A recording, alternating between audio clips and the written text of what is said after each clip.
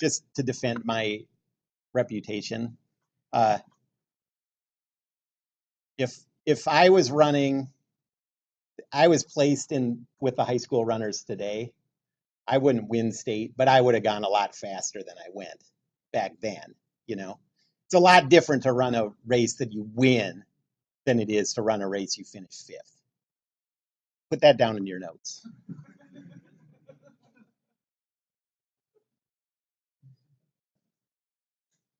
Okay. All right. So last time we were talking about rotation matrices.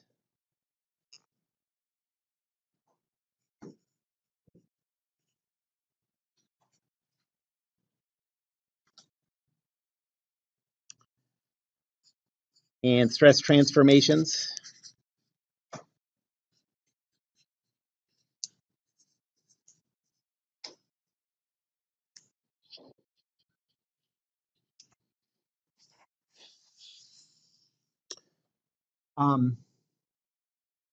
And I gave the,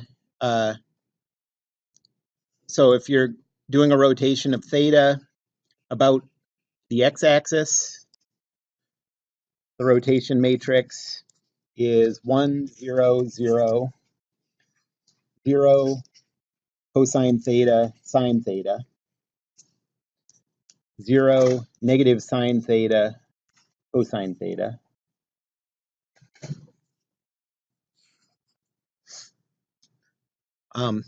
And a rotation theta about the y-axis.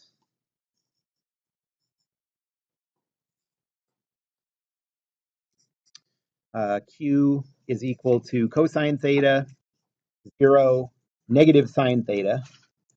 So the order of the signs of the sines changes. 0, 1, 0, and positive sine theta, 0, cosine theta.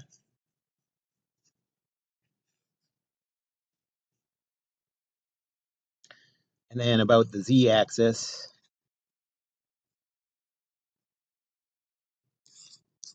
the rotation matrix is cosine theta, sine theta, 0, negative sine theta, cosine theta, 0, 0, 0, 1. And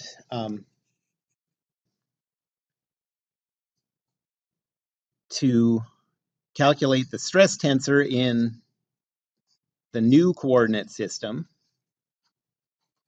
that's equal to Q times the stress tensor in the old coordinate system times Q transpose. Okay, so let me do an example.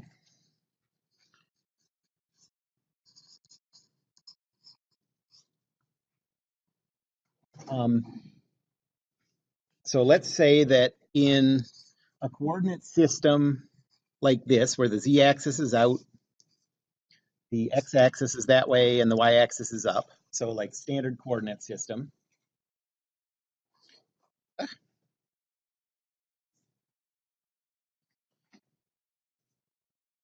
The stress tensor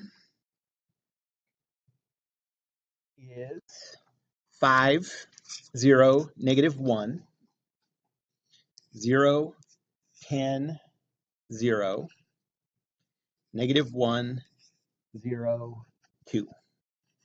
And that's in megapascals.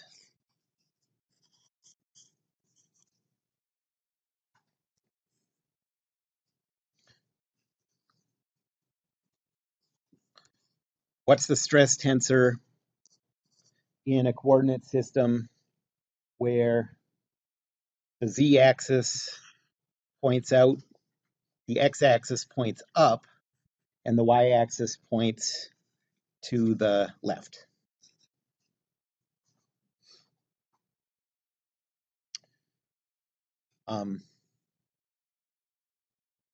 So first of all, is that coordinate system an allowable right-handed coordinate system?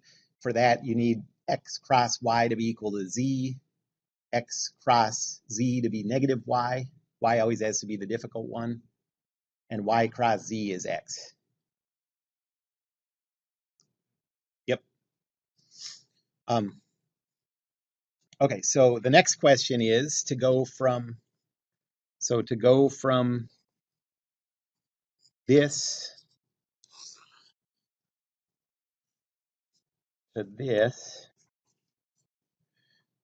what rotation do we need? Theta, yes. So theta is equal to positive 90 degrees about the z-axis.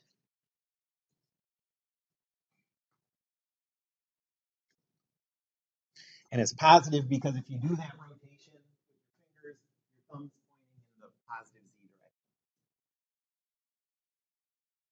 If we went the other way, it would be a negative z direction. Okay, so that means that Q is equal to cosine of 90, sine of 90, 0, negative sine of 90, cosine of 90, 0, 0, 0, 1.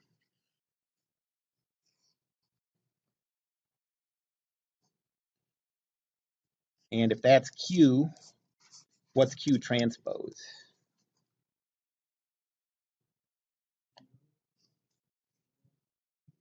0. So if we're going, if we're going to say do the rows and just replace all the rows here are the columns here. So the first row would be 0, negative 1, 0. The first row of the transpose. 0, negative 1, 0. The second row is the second column of the original one, so 1, 0, 0. And then 0, 0, 1.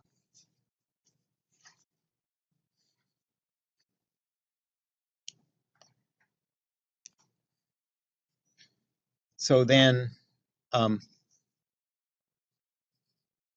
the stress tensor in the new coordinate system is Q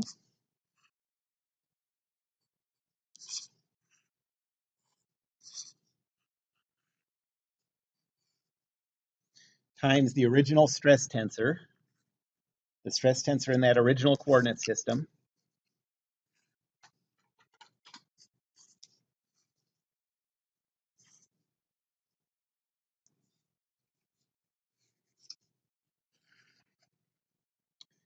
times Q transpose, 0, negative 1, 0, 1, 0, 0, 0, 0, 1.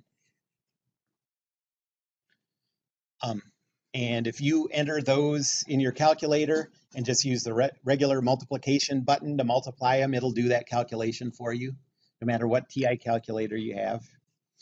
And in this case, you get 10, 0, 0, 0, 5, 1, 0, 1, 2. And this is still megapascals. Okay, well, this was a rotation of some combination of 90-degree rotations, right? So think of it this way: a stress tensor always represents a stress cube, right? We always think of it as a stress cube.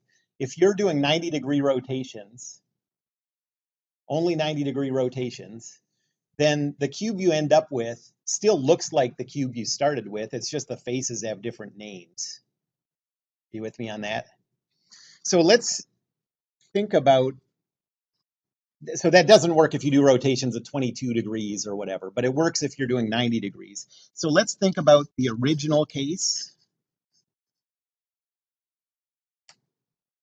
And let's think about the new case and draw out these stress cubes and see how these relate to each other.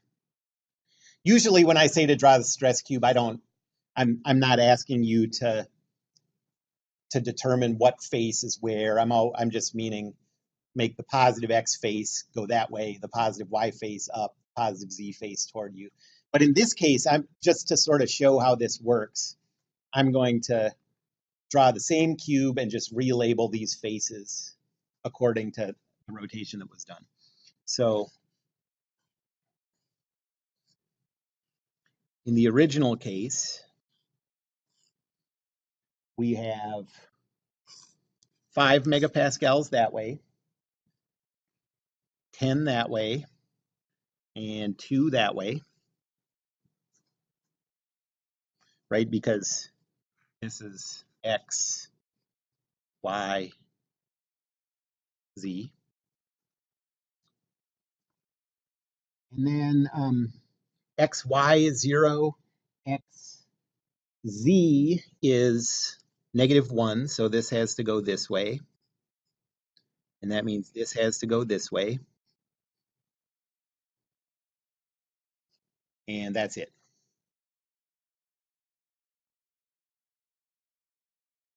Right, that's the stress cube that goes along with that original stress tensor and the original coordinate system. Now I'm going to draw that same cube, but we've changed the orientation, what we're calling these different faces. So now in the new one, X is up, Y is to the left, and Z is out. So there's positive X. Positive Y is obscured. And positive Z is this way. You with me? And now let's look at the final stress tensor, the new stress tensor, and draw it in here. So the X normal stress is positive 10, so that's like this. The Y normal stress is positive 5, so that's this way. But since that's 5 in that direction and the positive Y face, that means that over here on this face, it has to be equal and opposite. So we have a 5 over here.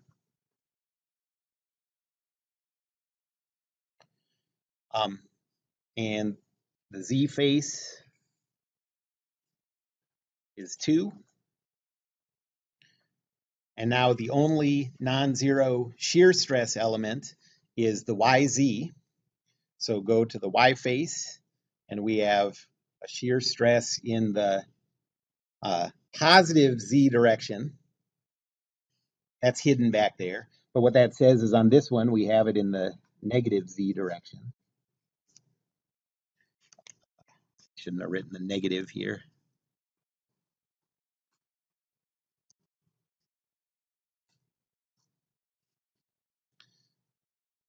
And so now, because I did this with just 90-degree rotations, we can actually see that that stress cube is physically the same as the old one. The numbers come out different because it's expressed in a coordinate system.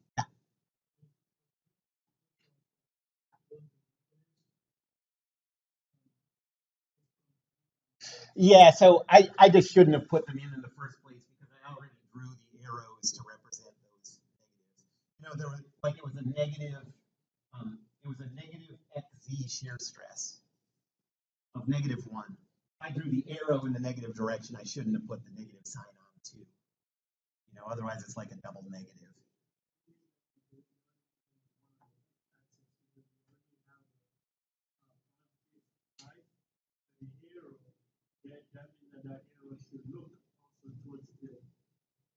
This is the positive x-axis in this one, but this is a positive 5 in this stress tensor, the original stress tensor.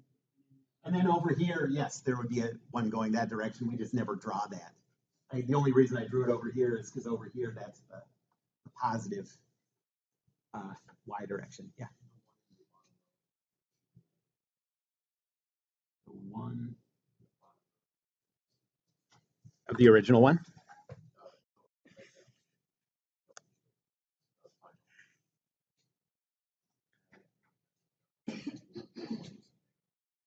Something, there's probably something just wrong with that rotation matrix, like something, so the rotation matrix program has the three different options. And probably if you look at the Z one, you just have a negative where it shouldn't be or something like that. Because you know that these have to be symmetrical. So if you ever do a Q times a tensor times a Q transpose and you don't get a symmetric matrix, something went wrong. Okay, so that's sort of the idea. What it's saying is you can, in any coordinate system, you can say what's going on at that point, okay? And the numbers are going to be different, but that doesn't mean that they represent different states, These obviously are the same state, even though the numbers are sort of moved around and some negatives change and whatever. But clearly that's physically the same state.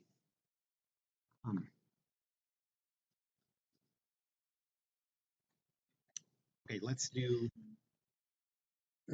excuse me. Let's do another one.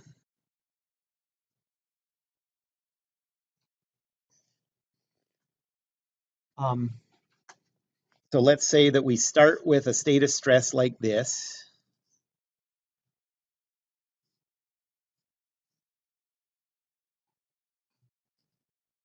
Um, 2 megapascals there. No, that's 1 actually. I just can't read my writing. Okay, so 1 there. That means there's a 1 there.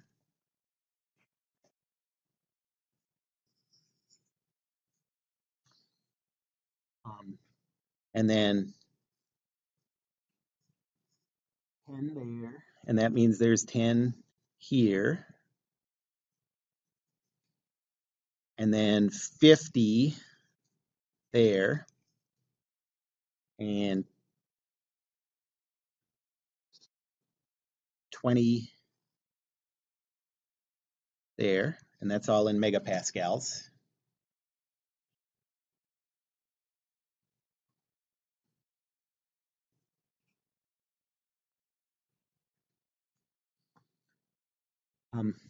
And we want to know what's the stress tensor in a coordinate system that's rotated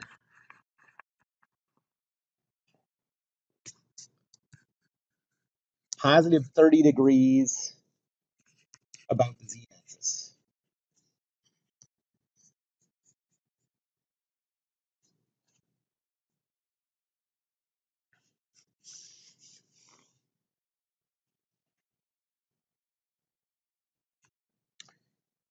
All right, well, first we have to come up with a stress tensor from that stress cube. There's no x normal stress. There's no xy normal stress. There's a -1 z.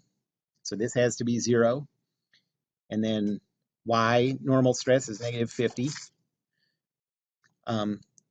Yz is +10.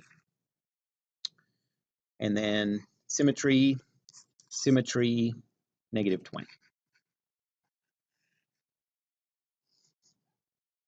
And that's megapascals.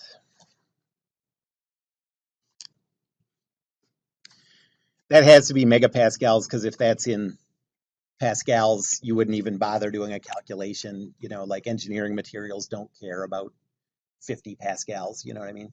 Yes.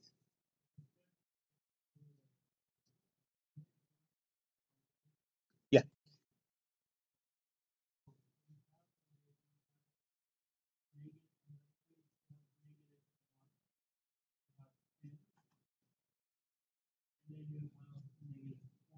Mm-hmm.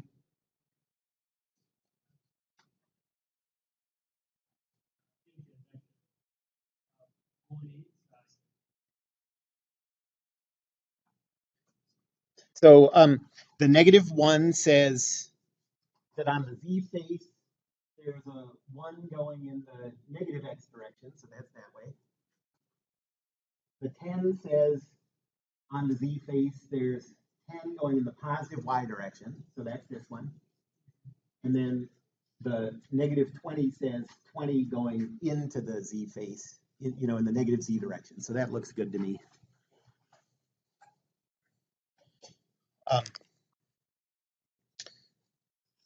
The rotation matrix is cosine of 30, sine of 30, 0, negative sine of 30, cosine of 30, 0, 0, 0, 1.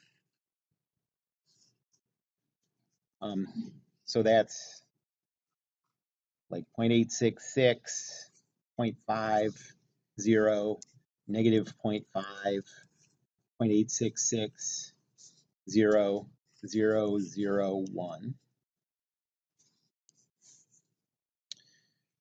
And Q transpose, then going across the rows, is 0.866, negative 0.5, 0, 0.5, 0.866, 0, 0, 0, 1.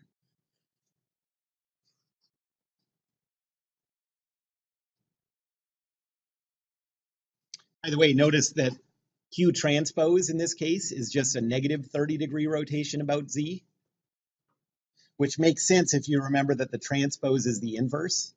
So if Q is a rotation going from one coordinate system to this one, Q transpose, Q inverse, has to be the rotation matrix that goes from this one back to this one.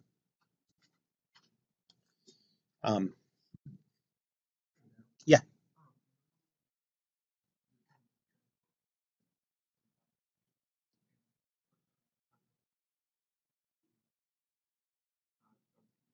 Yeah. Yeah. The transpose is not generally the same thing as the inverse. Only for very specific matrices is that true. And those specific matrices are orthogonal matrices, which all rotation matrices are. So you can think of it as only for rotation matrices in this class is the transpose the same thing as the inverse. Okay, but that's a nice thing to take advantage of because inverses are a pain to calculate. Even for a calculator, it takes more time. If you're writing a computer program, if you can take a transpose instead of an inverse, it's going to save computation time. Okay, so the new stress tensor is Q times sigma old times Q transpose. And if you do that, you get negative 12.5, negative 21.65, 3.268, and then symmetry says negative 21.65, negative 37.5, positive 9.66, and then symmetry says 3.268, 9.66, negative 20.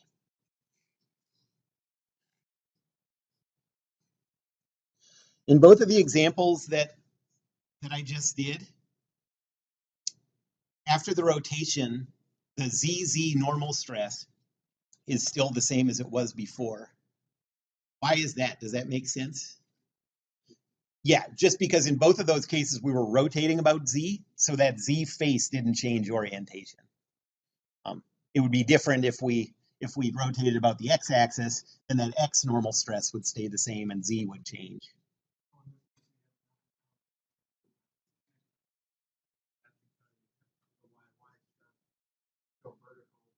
Yeah, it's a little hard to picture, but yes. Yeah. Um, and one thing I want you to notice is, okay, I don't want to, it's sort of hard to have an intuitive sense of what's going to happen here, but when you change coordinate systems,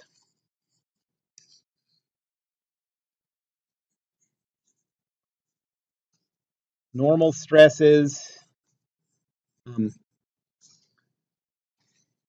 go to shear stresses and vice versa. I mean, not,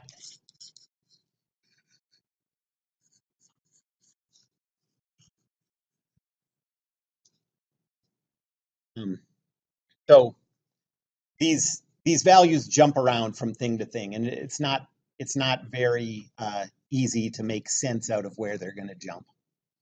Um, but what we're going to do now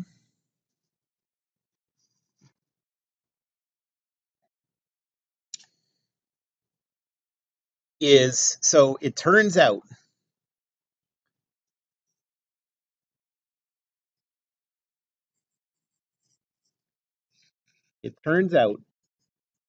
that for any state of stress,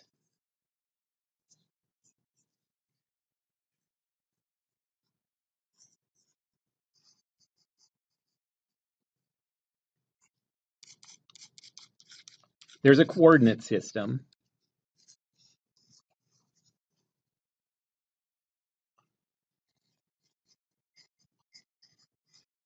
where you only have normal stresses.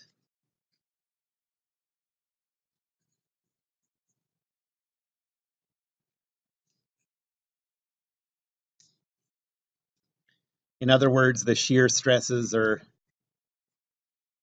0.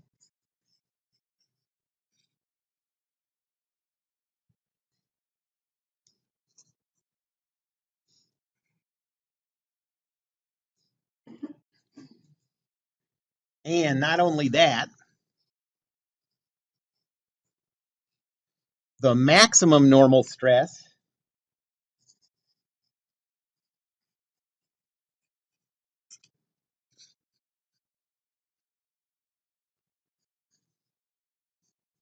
is the maximum you can find in any coordinate system. So if if you find this coordinate system where you only have normal stresses, that one has the maximum stress that you can find no matter how you rotate the coordinate system.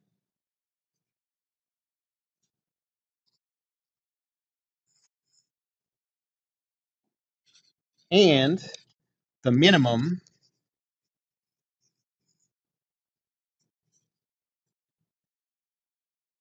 let me write this out. So the minimum normal stress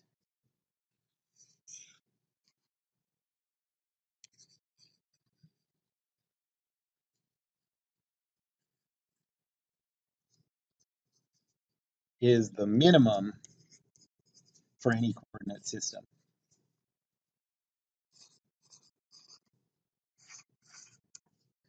And then you also have a third one in the middle that doesn't really mean anything that useful. Um,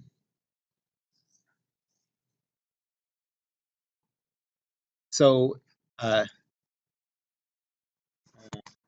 let's say, so the stress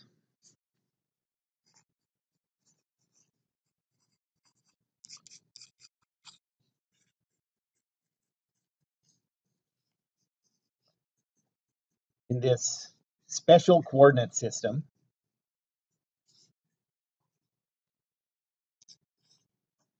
is hugely useful.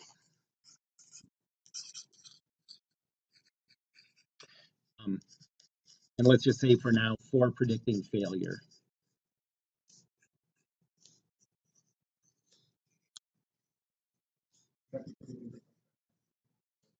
Yeah, that's exactly right.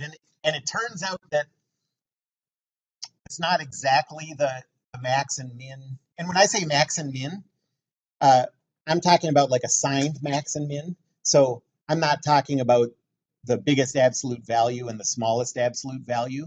I'm talking about potentially the biggest tensile stress and potentially the biggest compressive stress, you know, because the difference between those is just the sign. It turns out that you can use those two values to figure out where the maximum shear stress is.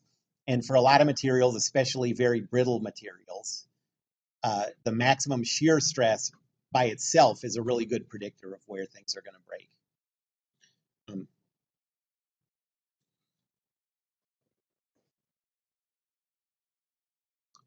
So let's say largely this is useful because it, no apostrophe there, it lets us calculate the maximum shear stress.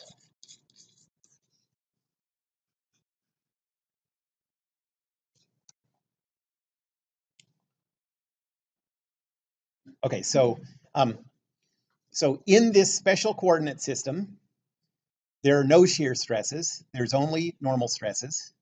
And there's a big one and a little one and one in the middle. And using that information from the coordinate system where there's no shear stress, we can figure out for whatever coordinate system it is where you have the maximum shear stress, what that value is going to be. Okay, so that's this special coordinate system is called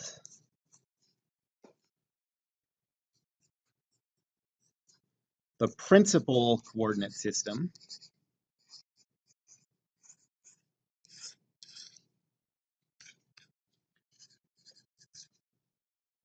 And the stress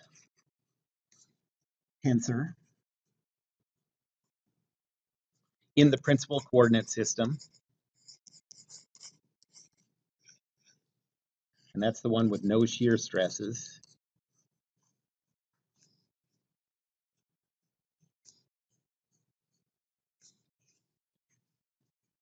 is called the principal stress tensor.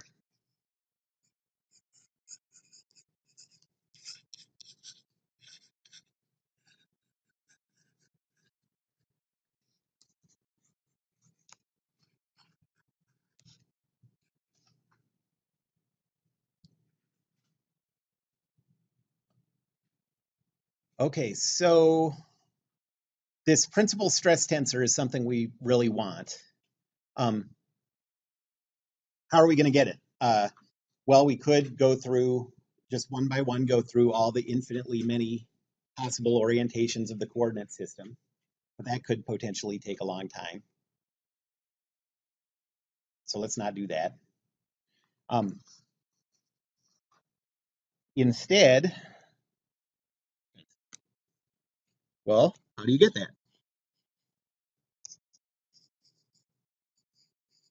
How do you find it?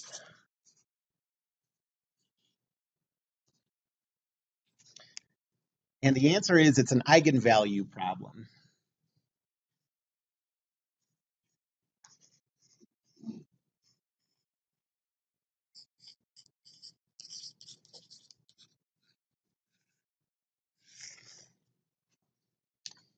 And so what we're going to see is that if you take the eigenvalues of a stress tensor, the three eigenvalues that it gives you are going to be the three normal stresses in that principal coordinate system.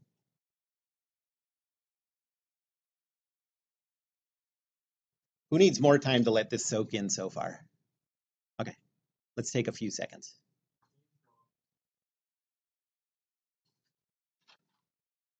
Is that far enough? So is principal ending with AL and EL the same? Thank you. This is wrong.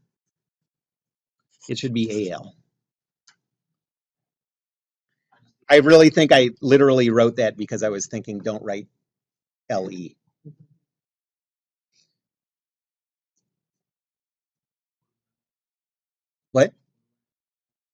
it's principal PAL because it's like the number one coordinate system, not like this coordinate system violates my principles.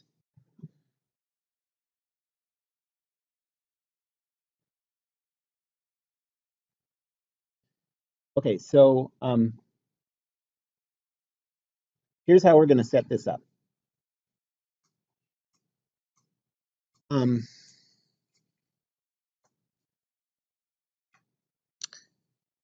so if this is our stress tensor,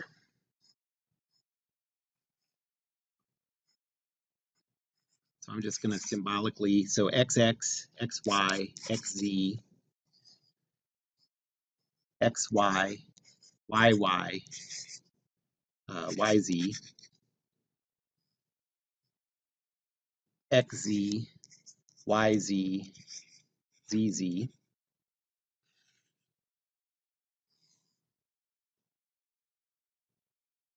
And if you multiply this stress tensor by an outward facing normal to any surface, it gives the traction that would occur on that surface. Remember that. So this is just some outward facing normal.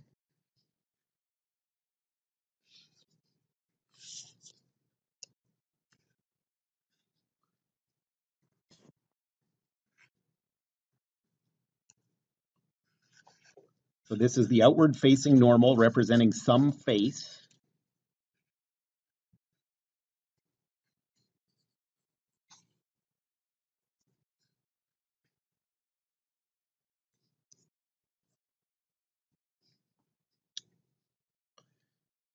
And for that face to be the face of a principal coordinate system, okay, that's what we're looking for.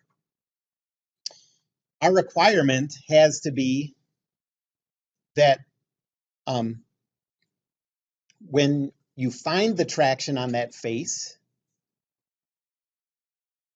well, if that face is the face of the principal coordinate, one of the faces of the principal coordinate system, and the principal coordinate system has no shear stresses,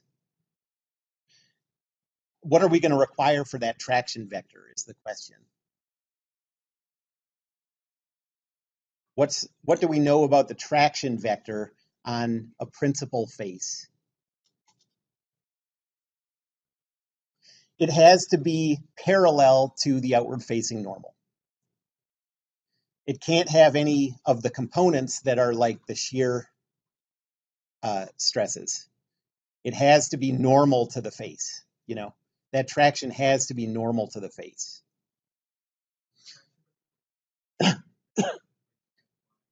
It's a vector on each face. That's but it can have any three components in general. Okay. But if we're talking about a principal face, since a principal stress tensor doesn't have any shear stresses, that traction vector has to be parallel to the outward facing normal.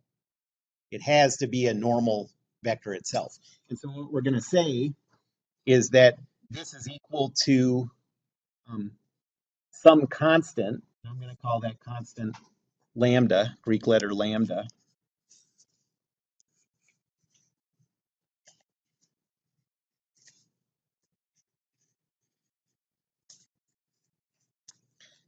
Times that same outward facing normal.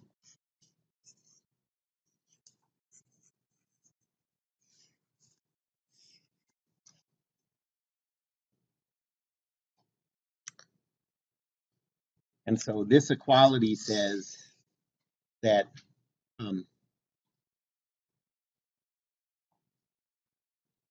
so if this equality holds, if this equality is true, the traction on this face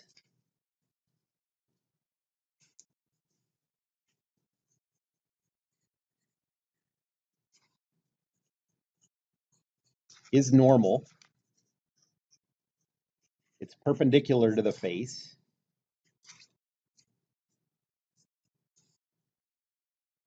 Therefore,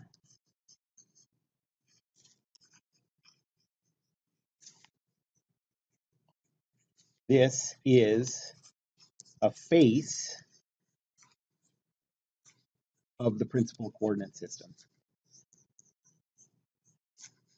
or of the principal stress element.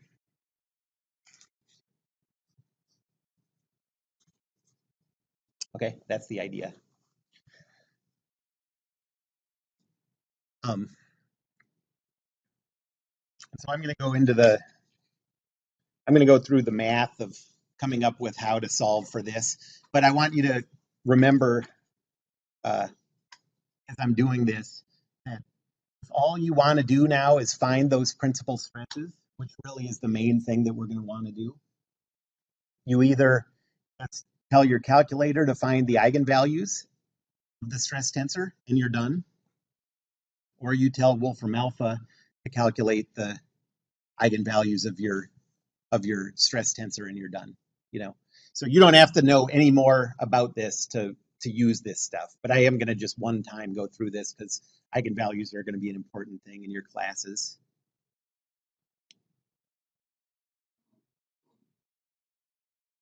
All right, any questions about that? I'm going to write this one other way. So here's the starting point for next time.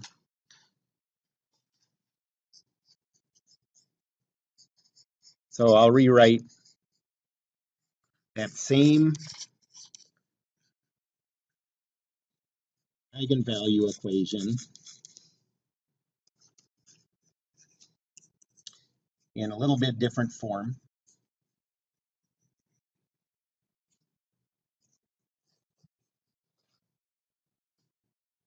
Okay, so we have the stress tensor.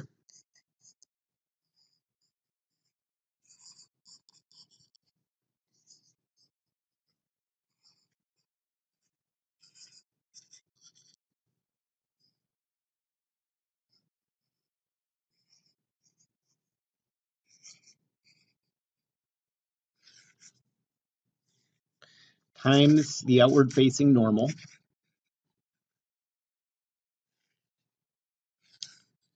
And that has to be equal to a matrix with lambda in the diagonals and 0 everywhere else.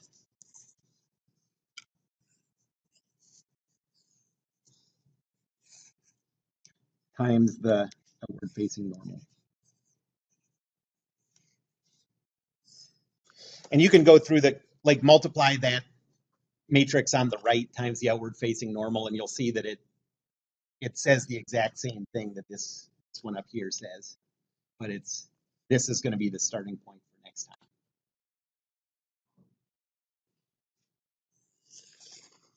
Any more questions right now? Yes.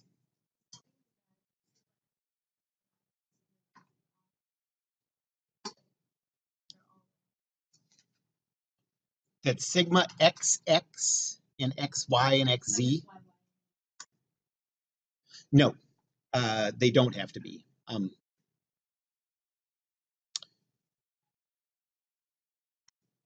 Because the